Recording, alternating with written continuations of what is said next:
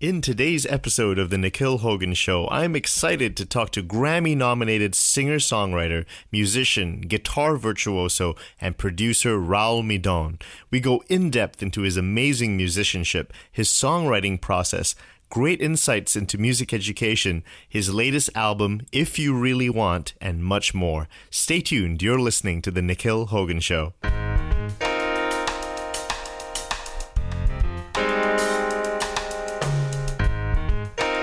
A very warm welcome to everyone. I am really excited to introduce my guest today, Grammy-nominated singer-songwriter and guitarist Raul Midón. Along with releasing 10 studio albums as a solo artist, Raul Midón, dubbed an eclectic adventurist by People magazine, has collaborated with musicians such as Herbie Hancock, Stevie Wonder, and Bill Withers, along with contributing to recordings by Queen Latifah, Snoop Dogg, and the soundtrack to Spike Lee's She Hate Me. In 2017, Midón received a Grammy Award nomination for Best Jazz Vocal Album for his album Badass and Blind. His latest album is If You Really Want, released on September 14, featuring the talents of Grammy Award-winning Dutch ensemble Metropole Orkest under the direction of multiple Grammy winner Vince Mendoza. Hey, Raul, welcome to the show. Oh, thank you. Thank you for having me. For a lot of people who are wondering, you're such a virtuoso. Let's break it down a little bit because your music education would be something that a lot of people would be really interested in. You've talked about it at length before. I have a few questions. So let's go back to high school. And you've mentioned that you studied guitar at 6, which were flamenco lessons. Right. But you made another statement later on that said, I never really put it together in the way that I play now until I moved to New York. I mean, I was well into my 30s before I played guitar the way you see me play guitar right now. Could you describe your guitar playing before you had your New York style? Well, I mean, there were, smatterings of what I do now. I learned, I had 3 sort of traditions of guitar that I studied. Classical, I did some classical repertoire, Carcassi and Soar and all that. And then flamenco guitar, I had flamenco teachers, and then jazz guitar. So I kind of had these 3 traditions that I had worked on. And so my guitar playing was a little more sort of, like other people, I guess. Do you, So do you have perfect pitch? I don't. I see, but you have very strong relative pitch. Very strong relative pitch. My way of understanding music is intervallic. It's not so much about notes, it's about intervals. And that's kind of the method that I taught myself in terms of being able to negotiate between keys or between tonal areas. And did you pick up things listening on the record? Did you pick things up by ear and try to figure them out when you were young? Absolutely. Oh, yeah. I mean, that was... Can you describe like what a typical day where you were transcribing something, how that would look to somebody? Well, actually, I went through a heavy period of transcribing in music school at the University of Miami, which was a jazz. My degree was studio music and jazz. We had a whole class that was transcriptions, and other people had to transcribe. So, Louis Armstrong and Lester Young, all the great sort of founders of jazz, Charlie Parker, John Coltrane, and I did it by listening and actually learning each solo. So I had to learn to play a Louis Armstrong solo. I had to learn to play a Lester Young solo. I had to learn to play a Clifford Brown solo. I had to actually play a Coltrane solo, which was pretty challenging. So when you do that, you actually get into the phrasing and what makes them sound the way they sound, what gives them their unique. Each one of those artists has a unique way of playing, a unique way of approaching improvisation. What if you couldn't figure out something? What if something was very difficult? Did you try to slow down the record? Is that how you worked that thing? Absolutely. Well, in those days we had cassettes, and I had actually a most people use these things, these Marantz cassette recorders, but actually I had a cassette recorder from the American Printing House for the Blind. It's called an APH, and it was designed to play talking books, what we call talking books. And a lot of them, in order to get more material on the tape, would slow it down to half speed. And so I used that feature in order to slow down the solos. And, usually that would be an octave down also, but it would slow it down so you could get some of the, very quick, fast passages. Now, do you read music in Braille? I do, and I learned to read music, but I have to say, the most I ever read Braille music was in school. I did sight singing, quote unquote. I had the Benward sight singing book, and I used that in class, but I haven't used it since, to be honest with you. What's the best way to train your ears? Well, my personal way of doing it was with intervals. So I learned to recognize every interval instantly. Also, most of the time, if you're trying to figure out something, the best way to do it is to listen to the bass, because the bass is mostly playing the root of the chord, and if not, they're playing an inversion, but you can hear that. So, the best way to, if you're trying to figure out the chord changes to something very quickly, try to hear the bass. And that's going to tell you what chord it is, or what the root of it is, anyway. Now, you've mentioned that when you were in university, there was you jokingly said there was a concerted campaign to make you use a guitar pick, but you decided you didn't want to have anything to do with that. Now, can you describe your motivations for not using a pick? Did it annoy you, or is that you just felt comfortable? It was just because I was better at using my fingers. I just wasn't that good with a pick. That was the motivation. I mean, the thing is that most guitar players use a pick. So, like in every kind of situation, there's this temptation to do what everybody else does, because these are the people that are successful. So you should do what they're doing. It's sort of like that in every field, I think. And but there are also people, notably, people like Mark Knopfler or Lenny Breau, for instance, who use their fingers very, very successfully. So I just, and it also had to do with the kind of training that I had as a little kid. All, the classical and the flamenco are all finger picking styles. They're not guitar picking. So it was quite influential then, your flamenco lessons, and they really shaped your direction all the way into adulthood. Absolutely, because flamenco is a very demanding music for guitar. I mean, the tradition is very deep. It demands that you have strength, and it demands that you have speed. It's so, and the tradition is just really emphasizes virtuosity. Have you had a musical habit that you've consciously attempted to relearn in a new way that you had when you were younger that you wanted to change? This could be songwriting, or it could be a technique, or would you say it's always been linearly improving? I think it's been linear improving, but songwriting. I think for me, it's it always starts out as this sort of means to express yourself and to be better understood and all that, and then it becomes more, diverse. I mean, you say, oh well, I don't just want to write autobiographical songs. I want to write a song. A story where I tell a story about a character that doesn't necessarily have anything to do with me.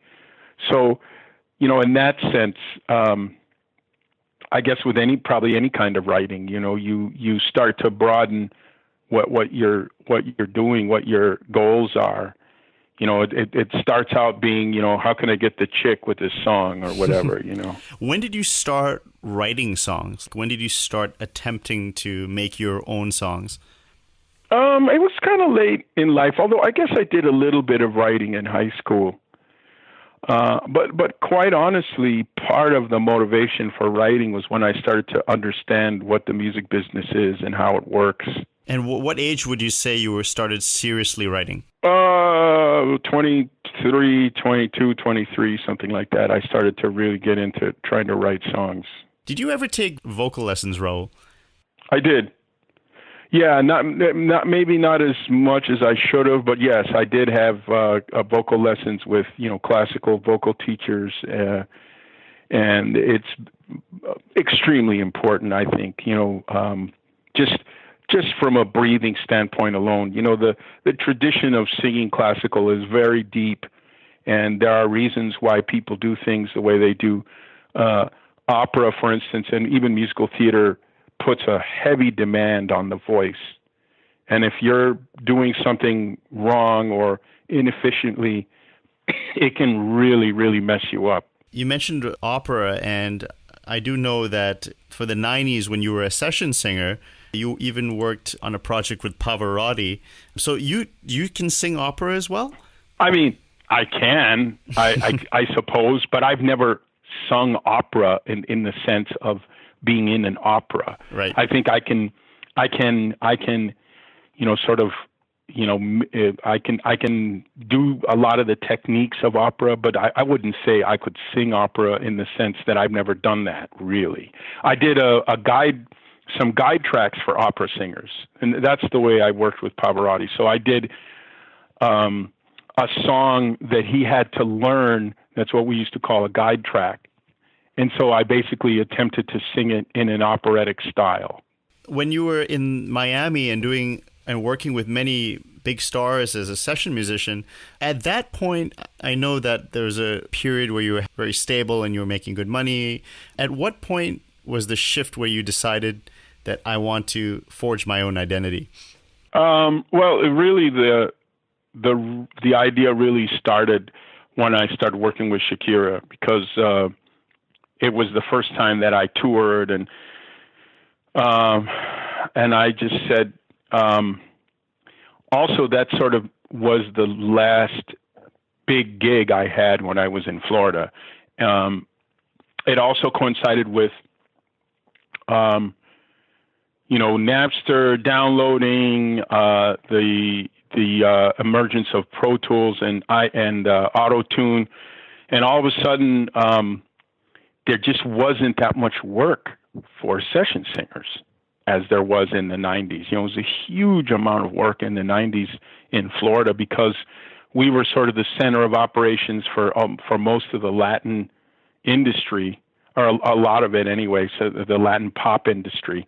So there was a lot of work doing commercials, doing background vocals, doing, just being involved in people's records. And that work really dried up in the early 2000s. So all of those things kind of came together. Besides the fact that I had started writing songs, and on my local bar gigs, I would put some of them in along with the covers, and people seemed to like them, and I started getting people requesting them, and so all of that sort of came together. You strike me as someone who's very confident and very driven.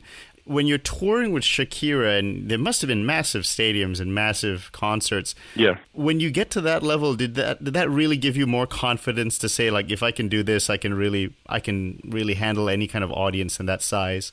Or is that different when you were switching over to a solo act? It's very different, because when you're with Shakira, no matter what you're doing, it's still her show, and you really are in the background.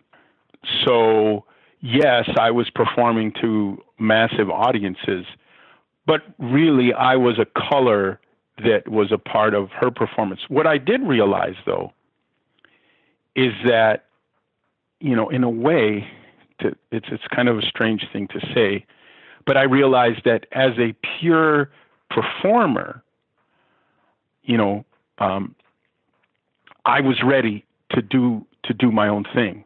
With the Shakira situation, I mean, it was a massive production. It was dancers, it was video screens, it was lots of people in the band. We were producing a lot of sound and a lot of images. And I was a small part of that. But what I realized is you take all that away, and what do you have? You know, and you know what I thought and think I have is, as a pure performer, I have something that very few people have. I can stand up in front of 1,000 people, or 50,000 people, or 200 people, or whatever it is, and hold an audience by myself, you know, for 2 hours. Not many people can do that. Could you tell me, did you always have this confidence, or were there times before where you were building that confidence and it's something you grew into, or were you always very strong in that regard? Oh, no. I mean, I think part of it is, and it's also kind of a dynamic thing. I mean, I have confidence in myself as a performer, but this business has a way of breaking you down. You really have to have a center. I mean, I've had times when I perform to nobody, you know, and that can be really demoralizing. You know, you can say, well, what the hell? You know, is there something wrong with what I'm doing? And what you realize is, you know, first of all, once you've done a lot of performances and you've been all over the world, you kind of realize, okay, where do I stand in the whole thing? How do I sort of rank, and what, you know, what is my purpose in terms of as an artist? And, you know, I started to realize that even in a worldwide context, I have something different, something special. And I started to know that, not just think it. You know, everybody can think they're great, but when you come out into the world, then you start to understand, you know, are you or aren't you? This actually leads me into songwriting, which I want to get into with you. You're a great songwriter. Is songwriting easy for you? Because I read Chopin would agonize over a note in his compositions, adding and re-adding the same note. What's your songwriting process? Does it flow, or do you find you have to really work at the craft? Oh, no, it's not easy. I mean, it sometimes is, or sometimes things come to you quickly. But, I mean, I think you have to sort of work at it every day, and you have to understand and realize that all creative ideas are worth pursuing. And I think this is a really important point. Not every song is going to be a masterpiece, and not every song is going to, or maybe none of your songs are going to be hits. But if you don't pursue it because, oh, well, this is not a good song, or, oh, well, this sucks, or, oh, this is never going to get on a record, or, oh, this is not commercial, or whatever reason you have. It's just another way of procrastination, and it's another way of not doing. And I think the really important thing with creativity is that you do it all the time. And, you know, I've had songs that I thought sucked that turned out to be songs that people really like. So you just don't know, and you do it. You know, creativity is a living thing. You know, it's like a relationship.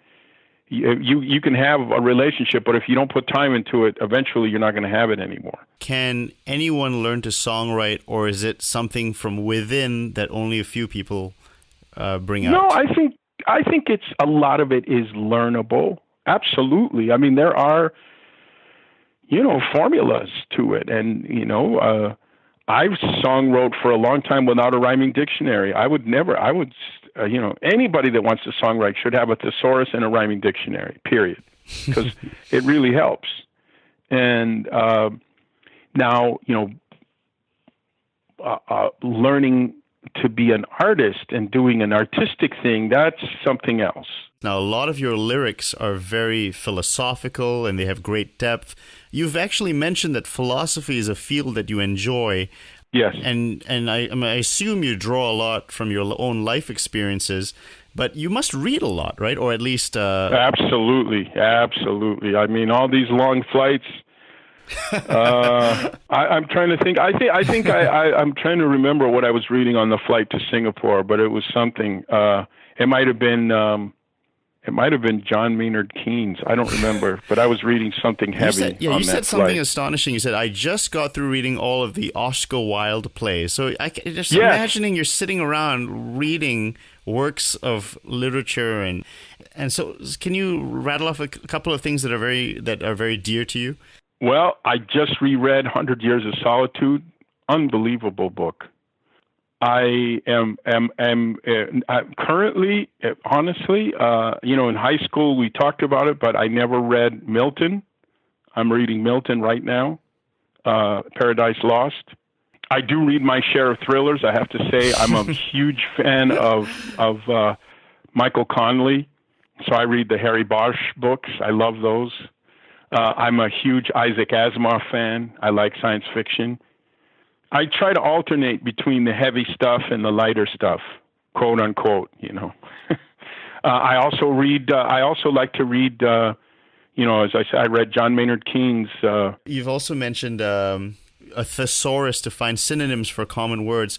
Absolutely. What other tools can you recommend for people who want to maybe make more efficient their songwriting process? Well, I mean, just like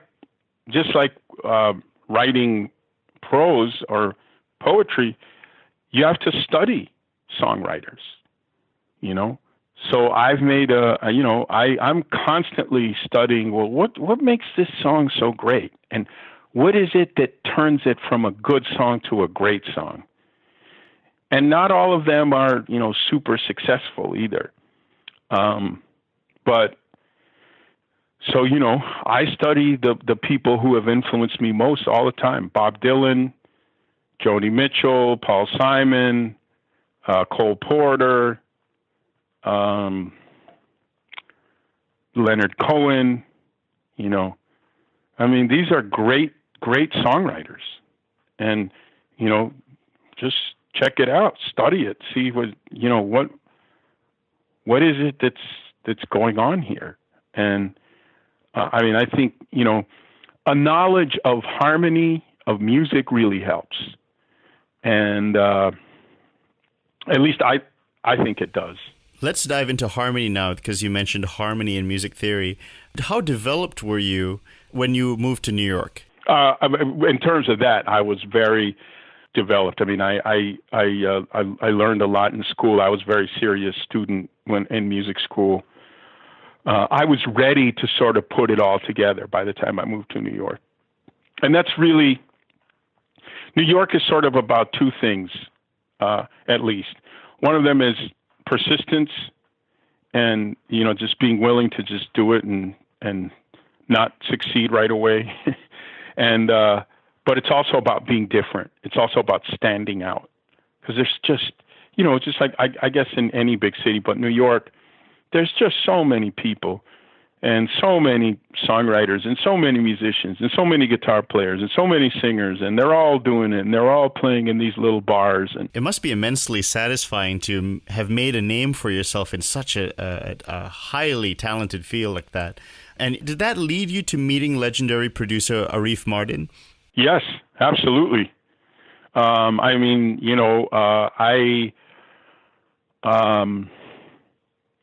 I had the confidence to play in front of somebody who has produced, some of the greatest artists ever, whether you're talking about, Stevie Wonder or,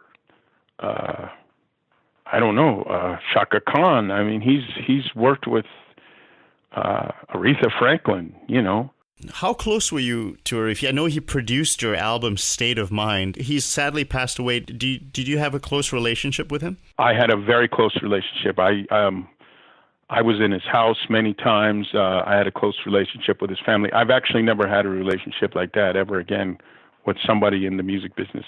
That really was an incredible time, and I was incredibly fortunate to have been in his presence and to have, not just produced the album, but really become friends with his family, not just him, but his whole family, his son, his daughters, his wife Latifah as well. I mean, we were, they became friends as well as collaborators. What was he like in the studio? Well, he was very gentle but firm, I would say, and very meticulous. You've been in studios for at least a decade in Miami, so you're no stranger to the scene, and I know you're also very good with technology yourself. So were you intimidated at all? Because, this is a very famous producer. How was your state of mind? I was intimidated, but I was also aware that this was the opportunity of a lifetime. So, I sort of, quieted the doubt voices in my mind, and said, this is the time, now it's now or never, and I was able to do that. But he was also a very good producer. That's part of what makes somebody a good producer, to make you feel comfortable, when you're in the studio. And actually, one of the things that I really credit with that, I was very comfortable singing in the studio, but not as comfortable playing. And I don't know whether it was conscious or not, but one of the things he did, before we even recorded State of Mind, I worked on this Queen Latifah album, mostly as a guitarist. And man, I mean, there's nothing like the pressure of playing your guitar parts while a whole orchestra is waiting in the lounge, and they're on the clock, So every time you make a mistake, you're costing money, What production techniques did you learn from Arif that you have used on your own future albums? Oh man. I took my way of miking the guitar from Arif. Arif had this way of sometimes of making a vocal sound a little better by doubling it and then putting the double way back in the background. I mean, there's so many things I've learned from. It's hard to, I could go on for a long time, but I learned a lot. Character-wise, and I think for me, virtue and character is a really important part of the deal as a person as well. What did you learn that informed your own life working with Arif and being a close friend of his? I was affirmed in the fundamental importance as an artist of being yourself. When you're in the studio as a session singer or a session musician, you're a chameleon. You're there to do what they want, and part of the skill of being a session musician is to be able to change your stripes. And today you're singing like a rock singer, and tomorrow you're singing like a studio jazz singer, or doing a commercial. And being an artist is exactly the opposite of that. And Arif was the first to say, I want to record you. I don't want to record something that I think is going to be a big hit or something that I think is going to play on the radio. I want to record you, because that's going to be, at the end, what's going to make an impact. And that's, I think, the most important thing. And in a way, I was affirmed. I thought that, but to have someone as with a track record and as well regarded as Arif say that was I think a defining moment for me. On synthesis, you worked with the great producer Larry Klein, who we actually interviewed as our previous guest. And let me quote you. You said, he helped me hone in on songwriting. Could you elaborate on that? Yeah, well, he was a guy that we actually worked together. And he actually was the one that kind of, we used all these tools that I had never really used, the thesaurus and the rhyming dictionary and the the reverse dictionary and all this stuff, and we actually wrote together. I mean, literally sat down and wrote together, and that was a good experience. So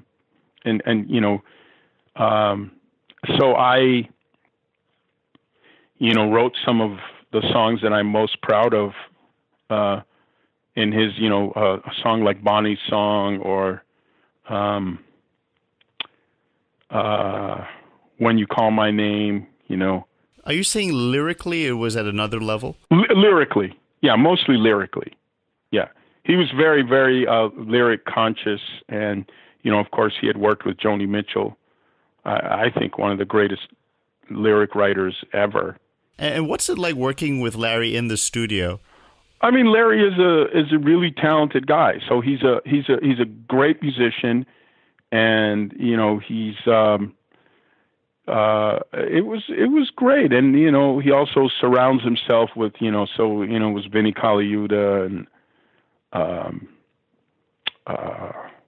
and Larry and Larry Golding's the great organ player. I worked with a lot of really Dean Parks. I worked with a lot of really great musicians in LA with Larry. You mentioned that one of the biggest thrills that you have in your career in general is when other people use your music for very personal things like weddings or important family moments. Is there any special story that really is important to you like this? I don't know if there's one, but, when somebody comes up to me and says, your song was our first dance, or, people have come up to me and said, you're the last thing, my mother listened to when she was dying of cancer, that kind of thing. It's just, whoa, you realize that what you're doing, you just never know. It's once it's out there in the universe, you just never know what part it plays in somebody's life, and it sort of makes you realize the preciousness of what you're doing in a way, the value of it, despite whatever the industry says, or whatever, you are playing a role, and some people really, really, really connect with it.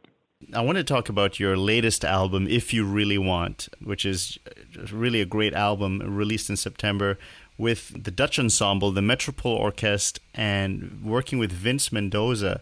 Could you talk a little bit about working with Vince Mendoza, who's really just a really legendary arranger, composer? It was an absolute pleasure. Vince is as one of the greatest arrangers, and we did a lot of work, prior to as is necessary. He would send me these mock-ups, and we would get on the phone and discuss chords, and he would mock-ups. What I mean by a mock-up is he would send me an arrangement done with synthesizers of what he was going to do, and you kind of had to imagine in your head the trumpets and the strings and the flutes and so forth. And it was great to work with somebody on that level, where we would, discuss specific chord changes for specific lyrics and so forth. And when I actually worked with him with the orchestra, I was astounded at what he would hear. We would be rehearsing, and he would say, okay, in measure 30 on beat 3, the flutes, you guys have to, do this, or you're a little sharp here, or whatever it is, and I was like, he heard that? Is this the first album that you're working with like an orchestra? It is the first album, and probably won't be too many of them. It's very difficult to record these albums from a budget standpoint. Things just kind of, the stars align just right for this. But if you notice, most of the big band or orchestra albums are live albums, because they don't have the money isn't there to actually record a studio album with an orchestra. Talk about the songwriting process for the tunes on If You Really Want. Some of them I really was conscious of what sort of texture, and in a way, those are some of my favorite tunes. So like on God's Dream, I was aware of the textures that would be surrounding it. On Ocean Dreamer, I was also aware of that. So it's, I mean, a good song is a good song. It should stand up no matter what, whether it's just with a guitar or a ukulele or nothing. But knowing that you're going to have this texture can really help. For me, it allowed me a little more poetic license. So you know, on, for instance, Ocean Dreamer, it's sort of a cascade of images and ideas. I was very inspired by a song on a Joni Mitchell album called Paprika Plains that was kind of a string thing. I think it's on Don Juan's Reckless Daughter. And this was sort of like, I was like, okay, I can do a Paprika Plains like thing here, you know. I'm very curious about the logistics of how you kind of listen to the orchestral mock-ups and ask for changes, and do you tell him, oh, I want this change here with this chord and that chord? Or is it in the studio? Are you guys working together in the same room, or are you guys in different parts of the country? Most of it was done over the phone, actually.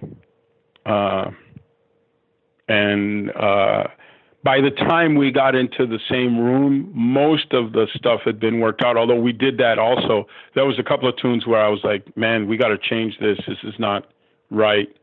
And he had to go and change all the orchestra parts. Okay, you guys, you play this note instead of this note. You guys play this note instead of this note. It seems like a painstaking process. It's really fantastic how the craft all comes together. Yeah, well, that's why I am so proud and so aware that this is an album that, for one thing, is timeless in the sense that it's not really a dated thing. It's not going to be like, oh yeah, that sounds like an 80s recording or a 2018 recording. It's going to be there for forever.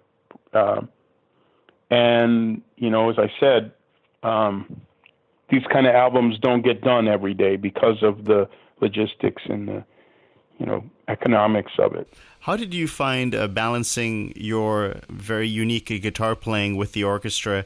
Did you really have to sit down and plan out, okay, how am I going to make this really work to make it really effective? Not really, because I knew, you know, you have to tone it down a little when you have all this stuff. So it was very natural for me. I didn't have to think about it too much. You know, I had played in a lot of other situations, not necessarily orchestra, but even the difference between playing in a trio and playing solo is, you know, sort of basic stuff like, okay, I don't have to play the roots of the chords, you know, necessarily because the bass player is doing that, you know, that kind of thing. So it wasn't really that big a deal.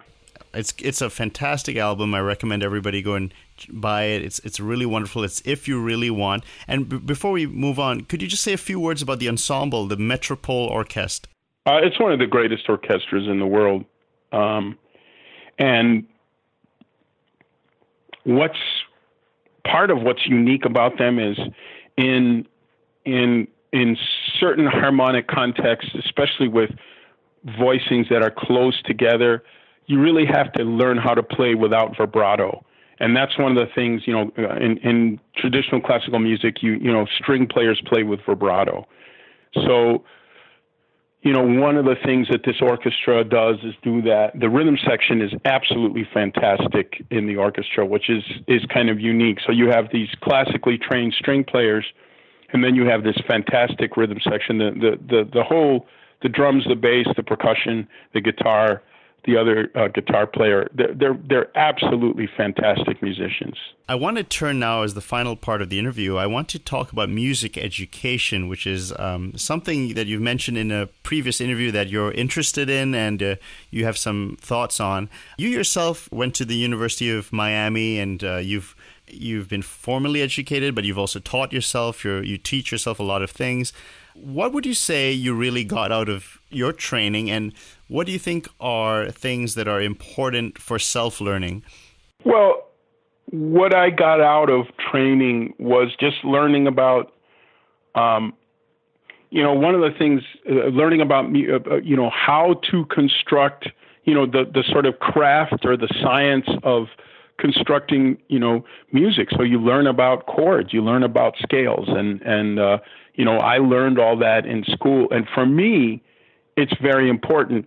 Some people sort of learn the same things from just listening to people or being on the street, but music education at its best is a much more efficient way of teaching that. So you learn. I had a extensive ear training in music school, which really, really helps all the time. I learned a systematic way of thinking about positions and scales.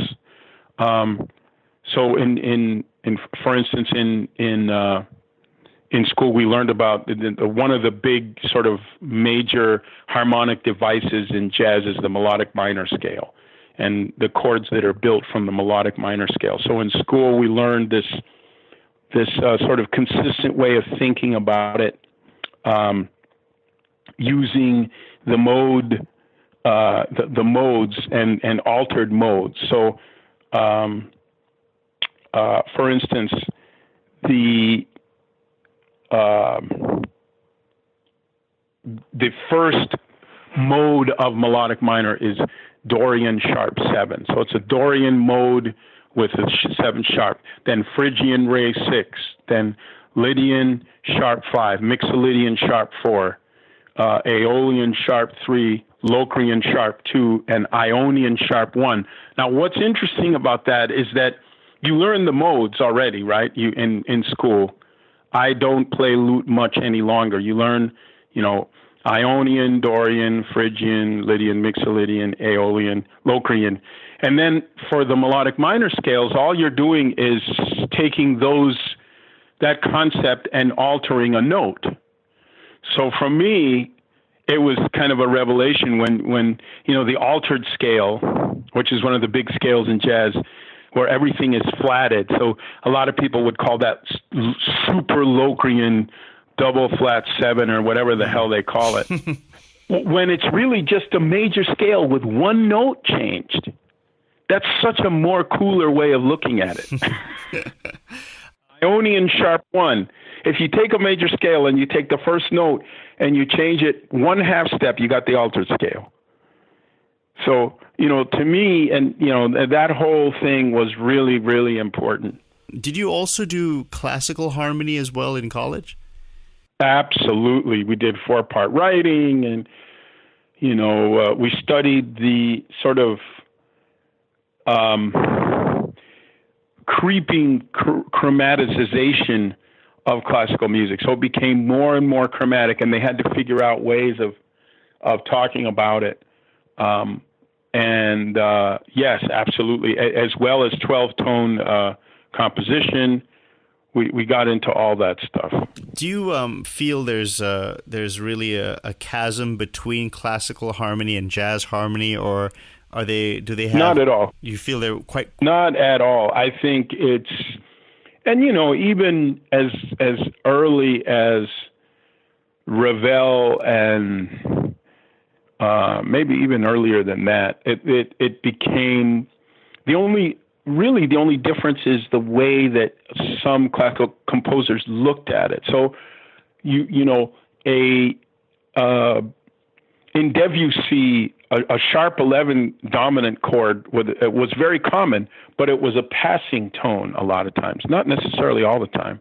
And so I don't see a chasm at all, actually. Now, you used to teach yourself, right, for a brief time in the 90s, with a couple of private students. I did. Yeah, that's true. I did teach. I think it's important to be able to talk to people and to be able to communicate what you want, and music education can really help with that. You can know the sound, but if you can't communicate it to somebody else, it might be difficult. For me, I did have to figure out a way to teach myself in a way that made sense to me. So, one of the things that happens with teaching is people teach a method, a certain method, and they don't have any ability to be flexible with that. So if you don't understand, I'll give you an example. For instance, as we got into the more chromatic classical music, we got into this concept that they called Italian, French, and German augmented six chords. And I just wasn't getting. I just didn't understand what the hell they were talking about.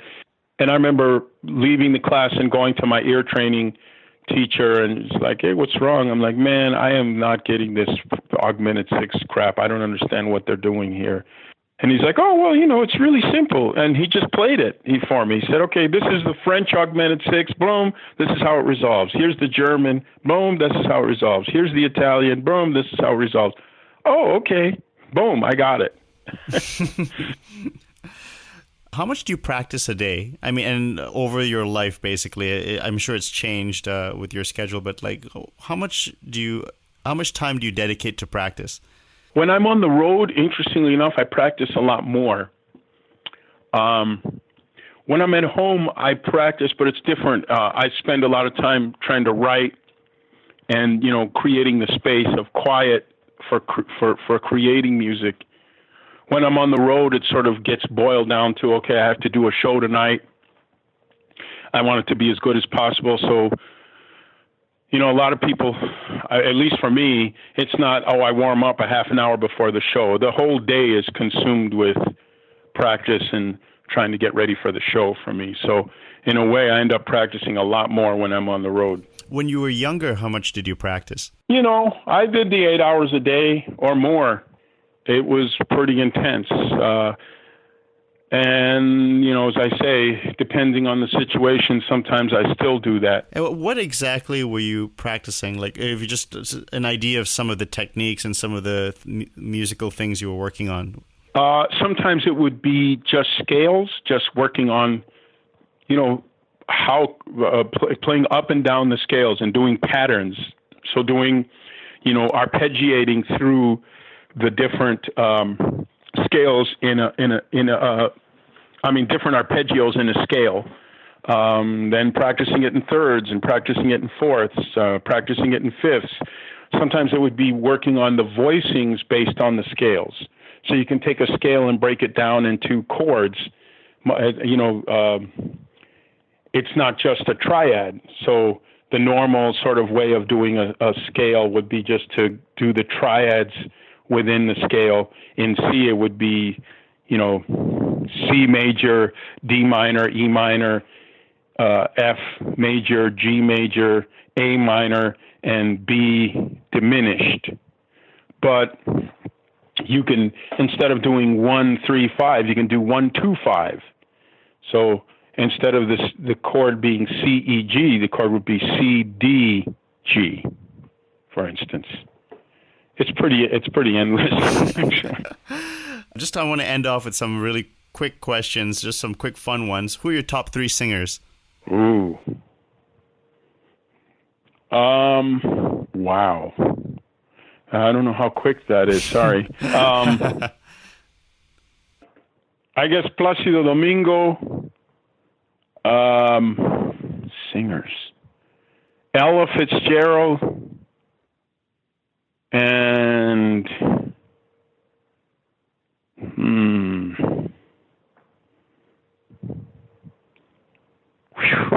boy, that's hard. I was going to say Sarah Vaughan. I'll just say Sarah Vaughan. Top 3 guitarists. Paco de Lucia, Pat Metheny. Oh boy. I'll just say Michael Hedges. Okay, now top 3 songwriters. Bob Dylan, Paul Simon, Joni Mitchell. Top 3 classical composers. Bartók, Stravinsky, and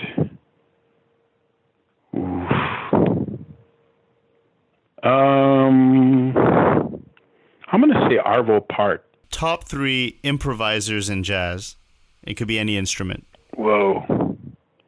Well, I got to put Charlie Parker in there.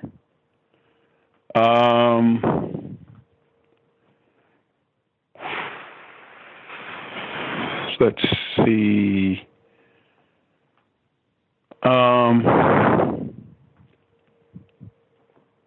Wayne Shorter, and I'll just say Art Tatum. Top 3 producers. Arif Mardin, Quincy Jones, and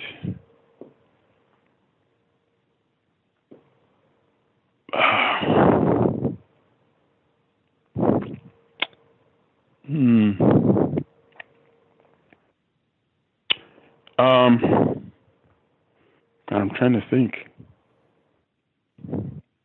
Tio Macero. This is not music related, but I'm kind of curious. Top 3 philosophers.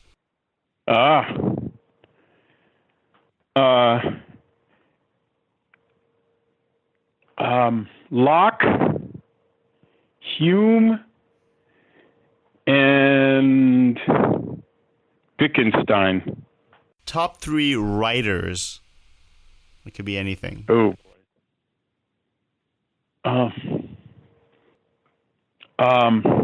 Anthony Doerr, because of that book, All the Light We Cannot See. That's one of the best books I've ever read in my life.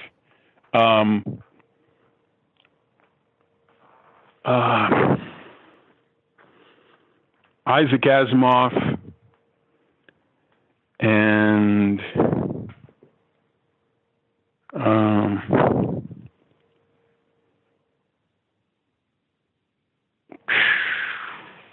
let's see. Boy, that's hard. Because you know, it's just like it could be top 3, but it could be any. It could be. I'm going to say T.S. Eliot. Proudest musical moment. I think working with Herbie Hancock was right up there. Scariest music performance. Maybe the first time I was on TV with Letterman. You mentioned it was very, very cold. It was very cold. I think that one, or maybe the first time I played at Carnegie Hall. And is that the one where you were doing the mouth trumpet and then you got a write-up in the New York Times? Exactly. The movie music of Spike Lee's show. That's right. Well, Raul Midón, what a legend, what an amazing musician. You want to mention a performance that's upcoming? Everybody should please check out If You Really Want, your latest album. Any performances you want to mention? I'm working in New York the week of the last week in December at the Jazz Standard. What else? I mean, I'm doing a bunch of stuff. But you know, I mean, people can look on the thing. I think I'm going to California this week, and I'm going to Las Vegas, and you know, I'm just all over the place.